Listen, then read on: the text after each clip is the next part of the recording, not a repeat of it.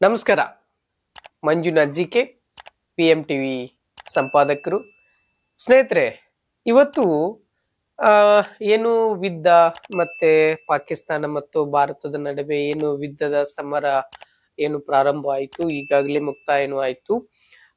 ಈ ಕುರಿತಾಗಿ ಕೆಲವೊಂದಿಷ್ಟು ಜನ, ಕೆಲವೊಂದಿಷ್ಟು ಮುಖಂಡರು ಮತ್ತೆ ಕೆಲವೊಂದಿಷ್ಟು ರಾಜಕಾರಣಿಗಳ ಬಗ್ಗೆ ತಮ್ಮ ಮುಂದೆ ನಾನು ಹೇಳಕ್ ಬಂದೆ. ಅಂದ್ರೆ ಏನು ಈ ಯುದ್ಧದ ಬಗ್ಗೆ, ಆಮೇಲೆ ಯುದ್ಧ ನಿಲ್ಲಿಸಿರಿ ಅನ್ನೋದ್ರ ಬಗ್ಗೆ ಹೇಳಿಕೆ ಕೊಟ್ಟಿರೋದು, ಆಮೇಲೆ ಯುದ್ಧವನ್ನ ಇನ್ನೂ ಕಂಟಿನ್ಯೂ ಮಾಡ್ಬೇಕಾಗಿತ್ತು, ಇನ್ನೂ ಮುಂದುವರಿಸ್ಬೇಕಾಗಿತ್ತು.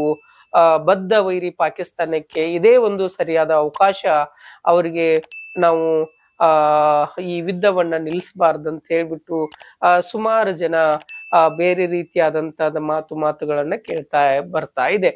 ಸೊ ನಿನ್ನೆ ಏನು ಮಾಧ್ಯಮದ ಜೊತೆಗೆ ಹಿಂದೂ ಮುಖಂಡರಾದಂತ ಏನು ಇವತ್ತು ಹುಬ್ಳಿಯಲ್ಲಿ ಮಾತನಾಡಿದ್ರು. ಹುಬ್ಳಿಯಲ್ಲಿ ಮಾತನಾಡೋ ಸಂದರ್ಭದಲ್ಲಿ ಏನಂದ್ರು ಪ್ರಮೋದ್ ಮುತಾಲಿಕ್ ಅವರು ಕೇಳಿದ್ದ ವಿಚಾರ ಏನು, ಮಾತನಾಡಿದ ವಿಚಾರ ಏನು, ಇವತ್ತು ಮೋದಿ ಅವ್ರನ್ನ ನಾವು ಏನಕ್ಕೆ ಅಲ್ಲಿ ಕೂಡಿಸಿದ್ದೀವಿ ಅನ್ನೋದು ಅವ್ರಿಗೆ ಕಲ್ಪನೆನೇ ಇಲ್ಲ. ಈ ಸಿಕ್ಕಿರುವ ಅವಕಾಶವನ್ನ ನೀವು ಯಾಕೆ ಇದನ್ನ ಸರಿಯಾಗಿ ಬಳಸ್ಕೊತಾ ಇಲ್ಲ ಅನ್ನೋ ರೀತಿಯಾಗಿ ಈ ನಿನ್ನೆ ಹುಬ್ಬಳ್ಳಿಯಲ್ಲಿ ಮಾಧ್ಯಮದ ಜೊತೆಗೆ ಮಾತನಾಡಿದ್ರು. ಸ್ನೇಹಿತರೆ, ಪ್ರಮೋದ್ ಮುತಾಲಿಕ್ ಅವರು ಹೇಳಿರೋದು ಸರಿನಾ ತಪ್ಪ ಅನ್ನೋದು ದಯವಿಟ್ಟು ತಾವು ಕಮೆಂಟ್ ಬಾಕ್ಸ್ ಅಲ್ಲಿ ತಿಳಿಸಿ. ಯಾಕೆಂದ್ರೆ ಒಂದು ಸಿಕ್ಕಿರೋ ಅವಕಾಶ, ಆಮೇಲೆ ಯುದ್ಧ ನಿಲ್ಲಿಸ್ಲಿಲ್ಲ ಅಂದ್ರೆ ಯುದ್ಧವನ್ನ ನಾವು ನಿಲ್ಲಿಸದೆ ಹೋಗಿದ್ದಿದ್ರೆ ಯಾವ ರೀತಿಯಾದಂತ ಪರಿಣಾಮ ಆಗ್ತಾ ಇತ್ತು ಅನ್ನೋದ್ರ ಬಗ್ಗೆ ಹಲವಾರು ಕುರಿತು ಚರ್ಚೆಗಳು ನೂರಾರು ಬಂತು. ಅದ್ರ ಮಧ್ಯೆ ಇದು ಕ್ರಿಕೆಟ್ ಅನ್ನೋ ಒಂದು ವರ್ಷದಲ್ಲಿ ಬರುವಂತ ಒಂದು 2-3 ತಿಂಗಳು IPL ಅನ್ನೋ ಅದು ಕೂಡ ಸ್ಟಾಪ್ ಆಯ್ತು. ಆಮೇಲೆ ಇನ್ನೊಂದಿದೆ, ಬರುವ ವಾರದಲ್ಲಿ ಏನು ಪ್ರಾರಂಭ ಮಾಡ್ತೀನಿ ಅಂತ ಏನು BCCI ಈಗಾಗ್ಲೇ ಘೋಷಣೆ ಮಾಡಿದೆ. ಇನ್ನೂ ಸರಿಯಾದ ನಿರ್ಧಾರ ಗೊತ್ತಿಲ್ಲ. ಆದ್ರೆ ಪ್ರಮೋದ್ ಮುತಾಲಿಕ್ ಅವರು ಯುದ್ಧವನ್ನ ನಿಲ್ಲಿಸಬಾರ್ದಾಗಿತ್ತು.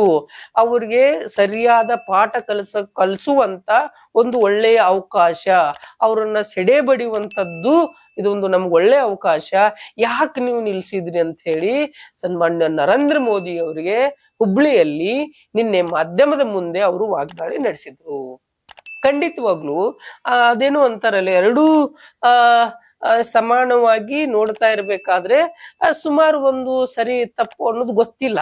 ಈಗಾಗಲೇ ಇವ್ರಿಗೆ ಏನು ಗೊತ್ತು ಅನ್ನೋದು ಜನಗಳು ಮಾತಾಡ್ತಾ ಇದ್ದಾರೆ. ಇಲ್ಲ, ದೇಶದ ವಿಚಾರ ಗೊತ್ತಿಲ್ಲದೆ ಇವತ್ತು ಪ್ರಧಾನಮಂತ್ರಿ ಆಗಿದ್ದಾರೆ ಅಂತ ಹೇಳ್ಬಿಟ್ಟು ಅವ್ರ ಹಿಂಬಾಲಕರು ಮಾತಾಡ್ತಾ ಇದ್ದಾರೆ. ಇವತ್ತು ಏನು ಹುಬ್ಳಿಯಲ್ಲಿ ಮಾತನಾಡಿರೋ ಸಂದರ್ಭದಲ್ಲಿ ಯಾಕೆ ಪ್ರಮೋದ್ ಮುತಾಲಿಕ್ ಇಷ್ಟೊಂದು ಕ್ರೂರಿಯಾಗಿ ಮಾತಾಡ್ತಿದ್ದಾರೆ? ಈಗ ಅವ್ರಿಗೆ ನಾವು ಸುಮಾರು ಒಂದು 26 ಜನ, ಆಮೇಲೆ ಪ್ಲಸ್ 18 ಜನ ತೀರ್ ಹೋದಾಗ ಅವ್ರದ್ದು ಎಷ್ಟೆಷ್ಟು ಇದನ್ನಾದಾಗ ಅವ್ರಿಗೆ ಪಾಠ ಕಲಿಸಿದೀವಿ, ಬಿಡ್ಬೋದಾಗಿತ್ತು. ಇಲ್ಲ, ಅವ್ರನ್ನ ಬಿಡ್ಲೇಬಾರ್ಲಿ ಅನ್ನೋದು ಒಂದು ಎಲ್ಲೋ ಒಂದು ಕಡೆ ಇದು ತುಂಬಾ ಕ್ರೂರಿಯಾಗಿ ಮಾತಾಡ್ತಾ ಇದ್ದಾರೆ ಅಂತ ಹೇಳ್ಬಿಟ್ಟು ವಿರೋಧ ಪಕ್ಷದಲ್ಲಿ ಆಮೇಲೆ ಬೇರೆ ಮುಖಂಡರು ಕೂಡ ಮಾತನಾಡಿದ್ರು. ಸರಿಯೋ ತಪ್ಪೋ ಗೊತ್ತಿಲ್ಲ ನಮಗೆ, ಬಟ್ ಮಾತನಾಡಿದ್ದು ಸತ್ಯ. ಆದ್ರೆ ಪಾಕಿಸ್ತಾನಕ್ಕೆ ಇನ್ನೂ ಕೂಡ ಬುದ್ಧಿ ಕಲಿಸ್ಬೇಕಾಗಿತ್ತು ಅನ್ನೋದು ಸರಿ. ಯಾಕೆಂದ್ರೆ ಇವತ್ತು ಅಮಾಯಕರ ಮೇಲೆ ಹಲ್ಲೆ ಮಾಡಿ ಇವತ್ತು ತಂದೆ ತಾಯಿಯನ್ನ ಬಿಟ್ಟು ಇವತ್ತು ಅನಾಥರನ್ನ ಮಾಡಿ ಇವತ್ತು ತೀರ್ ಹೋಗಿದಂತ ಎಷ್ಟೋ ಜನಕ್ಕೆ ಅದು ನೋವಾಗುತ್ತೆ. ತುಂಬಾ ಒಂದು ಕಠಿಣವಾಗಿ ಬರುವಂತ ನೋವುಗಳಿರುತ್ತಲ್ಲ, ಆ ನೋವನ್ನ ಅವರು ಅನ್ಸ್ಕೊಂಡ್ ಅಂದಿರ್ಬೋದು, ಆದ್ರೆ ಬುದ್ಧಿ ಬಂದಿಲ್ಲ. ಆದ್ರೂ ಅವ್ರಿಗೆ ಪಾಕಿಸ್ತಾನಕ್ಕೆ ಬುದ್ಧಿ ಬಂದಿಲ್ಲ ಅಂತ ಹೇಳ್ಬಿಟ್ಟು ಯಾಕೆಂದ್ರೆ ಎಲ್ಲೋ ಒಂದ್ ಕಡೆ ಏನು ಇವರು ಪ್ರಮೋದ್ ಮುತಾಲಿಕ್ ಅವರು ಹೇಳಿರೋದು ಎಲ್ಲೋ ಒಂದ್ ಕಡೆ ಸತ್ಯ ಅನ್ಸುತ್ತೆ ಅಂತ ಮುಖಂಡರುಗಳು ವಾದ ಮಾಡ್ತಾ ಇದಾರೆ, ಜನರು ವಾದ ಮಾಡ್ತಾರೆ. ಹೆಂಗೆ ಸತ್ಯ? ಯುದ್ಧ ನಿಲ್ಲಿಸಿದ ಮೇಲೂ ಕೂಡ ಏನೋ ಡ್ರೋನ್ ಇಂದ ಬಂದು ಬೇರೆ ರೀತಿಯಾದಂತ ದಾಳಿ ಮಾಡೋದಾಗ್ಲಿ, ಬೇರೆ ಬೇರೆ ಬೇರೆ ಕ್ಷಿಪಣಿಗಳನ್ನ ಮೇಲಿಂದ ಕೊಡೋದಾಗ್ಲಿ, ಆದ್ರೂ ಯುದ್ಧ ನಿಲ್ಲಿಸಿದ ಮೇಲೇನು ಕೂಡ ಇವರ ಇವ್ರದೊಂದು ಪುಂಡಾಟಿಕೆ, ಇವ್ರದೊಂದ ಕ್ರಿಮಿನಲ್ ಬುದ್ಧಿ ಬಿಟ್ಟಿಲ್ಲ ಅನ್ನೋದು ಅದು ಒಂದು ಕೂಡ ಎಲ್ಲೋ ಒಂದು ಪ್ರಶ್ನೆಯಾಗಿ ಕಾಡ್ತದೆ. ಯುದ್ಧ ನಿಲ್ಲಿಸಿದ ಮೇಲೂ ಯಾಕೆ ಇವರು ಡ್ರೋನ್ ಮುಖಾಂತರ ಬೇರೆ ರೀತಿಯಾದಂತದ ಬೆಳವಣಿಗೆ ಮತ್ತೊಂದು ತುತ್ತಾಗ್ಬೋದು. ಅದ್ರ ವಿರುದ್ಧವಾಗಿನೂ ಕೂಡ ಮೋದಿ ಅವರು ಮಾತಾಡಿದ್ದಾರೆ, ಬೇರೆ ಅದು ವಿಚಾರ. ಆದ್ರೆ ಪ್ರಮೋದ್ ಮುತಾಲಿಕ್ ಅವರು ಎಷ್ಟು ಮಟ್ಟಿಗೆ ಏನು ಮಾತುಗಳನ್ನು ಹೇಳಿದ್ದಾರೆ ಅದನ್ನ ತಾವು ವಿಚಾರ ಮಾಡಿ ಸ್ವಲ್ಪ ನೋಡಿ ಅನ್ನೋ ರೀತಿಯಾಗಿ ಹೇಳಿದ್ದಾರೆ. ಆದ್ರೆ ಪಾಕಿಸ್ತಾನಕ್ಕೆ ಯಾವತ್ತೂ ಆದ್ರೂ ಅವ್ರಿಗೆ ಖಂಡಿತವಾಗ್ಲೂ ಬುದ್ಧಿ ಕಲಿಸ್ಲೇಬೇಕು ಅನ್ನೋದು ಎಲ್ಲ ನಮ್ಮ ಭಾರತೀಯರ ಒಂದು ವಿಚಾರ ಸ್ನೇಹಿತರೆ. ಈ ನಡುವೆ ಏನು ಪ್ರಮೋದ್ ಮುತಾಲಿಕ್ ಅವರು ಹೇಳಿದ್ದಾರೆ ಅನ್ನೋದು ಮುಂದಿನ ಬೆಳವಣಿಗೆಯಲ್ಲಿ ನೋಡೋಣ. ಅದೇನು ಅಭಿಪ್ರಾಯ ಅಂತ ಹೇಳಿ ಮುಂದಿನ ಬೆಳವಣಿಗೆಯಲ್ಲಿ ನೋಡೋಣ ಸ್ನೇಹಿತರೆ. ದಯವಿಟ್ಟು ನಿಮ್ಮ ಅಭಿಪ್ರಾಯ ಏನು ಅನ್ನೋದು ನಮ್ಮ ಕಮೆಂಟ್ ಬಾಕ್ಸ್ ಅಲ್ಲಿ ತಿಳಿಸಿ ಸ್ನೇಹಿತರೆ.